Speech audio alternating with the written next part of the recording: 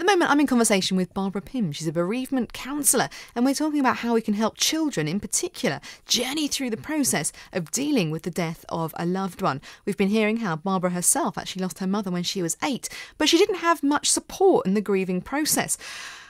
Barbara, you blocked your emotions. What impact did that have on you as an adult? I think it's interesting. I mean, you just carry on with ordinary life, and you don't, well, I certainly didn't realise at first that it had made a difference to me. But when people started talking about my voice and lack of colour in my voice and being something to do with emotion, that set me thinking that maybe there was still more work to be done. And certainly looking back, I realised that I was almost like half living. I was going through the motions of life, but I wasn't really experiencing joy in my life and the full range of emotion that I do now. So what techniques did you find were helpful to enable you to go through that grieving process?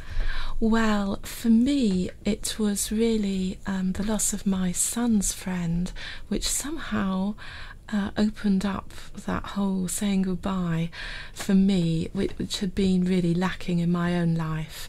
His friend had died very quickly, so there hadn't been that same sense of goodbye, and whether that mirrored my experience, I don't know, or whether it was the distance. I'm not really sure why that particular instance, but for me it was a lot of soul searching, questioning, prayer, and delving below the surface to see what was I really feeling, so journaling through that process as well.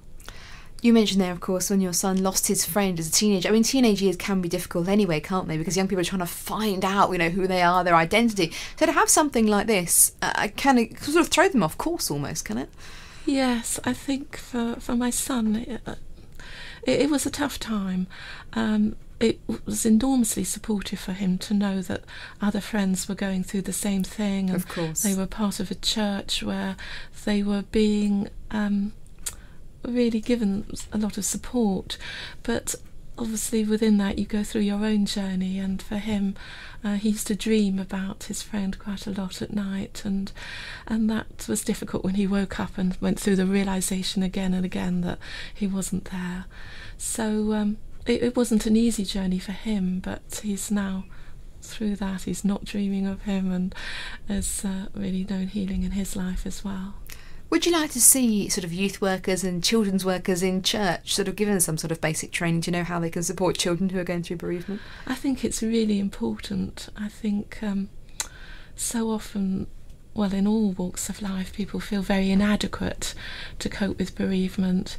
And in church, sometimes people feel like, well, perhaps I ought to know how to handle it, but they still don't really. And so it's partly with that in mind that I'm putting on a conference in October, again entitled Time to Say Goodbye, to help people, as well as bereaved people themselves, to actually understand some of the processes of grief. There are so many different sort of facets to grief, though, aren't there? I mean, for example, if it's somebody who's, losing their child as you did, you've got to consider then the rest of the family, how they're then dealing with it. There's a lady called Judy Hopkins, whom we had on the show fairly recently, and she actually lost her husband. And one of the things that she struggled with was not just the grieving process, was that she didn't like being labelled as a single parent. So we're just going to hear something of her experiences and her thoughts of grieving. You're dealing with a grief, you're dealing with being a widowed lady, as it were. What I didn't like was the recognition that I was a single parent. I think there's a bit of pride in that, to be honest, and I think God, really rooted that out of me pretty quick. I met the most amazing people, and people struggling for all kinds of reasons. But I think no one wants to admit they're a single parent anyway, do they? But I think it opens a wonderful door. In life, we suddenly have another door opening.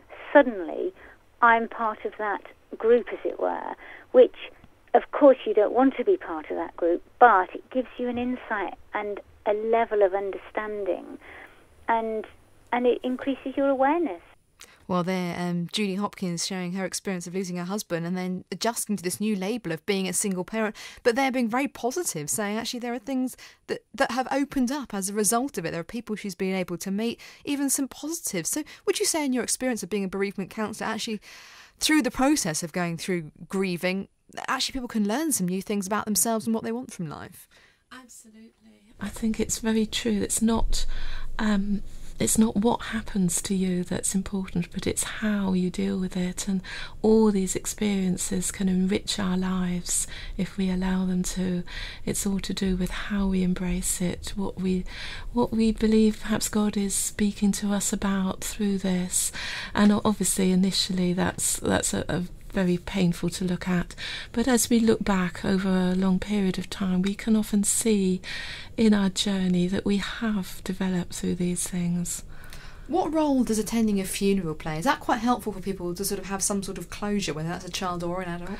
I think it's enormously important that children are included in all of those goodbyes, and that's something that I missed out on as a child, and certainly I wanted to be part of that experience as an 8-year-old child. And I think obviously if the child is determined that they don't go, then don't drag them along kicking and screaming. That's not what it's about. But so often children aren't given that opportunity, or weren't in the past. I think more and more now people are including children, which is very good. But in all of the goodbyes as well, to the goodbye of the dying person, if possible. Obviously it's not always possible, but if the child can be included, that is a very, very precious memory for them. Yeah.